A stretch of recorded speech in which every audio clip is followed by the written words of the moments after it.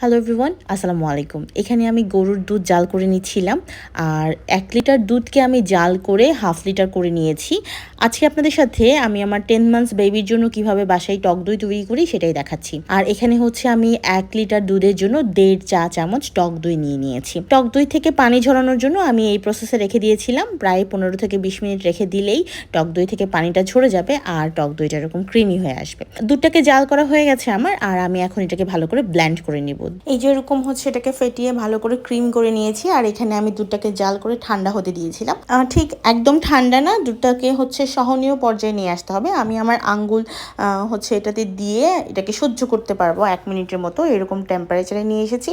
এরপর অল্প একটু দুধ নিয়ে আমি এই টক দইয়ের যে ক্রিমটা তৈরি করেছি এটার সাথে ভালো করে মিক্স করে নিব। এটাকে বেশ ভালো করে মিক্স করে নিতে হবে। মিক্স করে নেওয়ার পর আমি এটা যে দুধটাকে জাল করে রেখেছি এটার সাথে মিক্স করে ভালো করে একটা বিটার দিয়ে বিট করে নেব।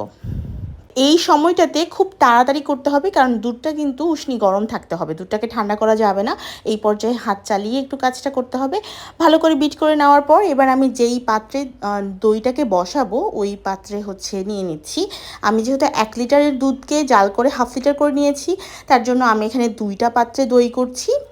এই পর্যায়ে এসে আমি মাঝে মাঝে ওভেনে তৈরি করে থাকি, তবে আজকে হচ্ছে আমি একদম পুরাতন পদ্ধতিতে দইটাকে তৈরি করেছি। এখানে একটা কম্বলের মধ্যে দইটাকে সেট করে আমি একটা পাশে রেখে দিয়েছি।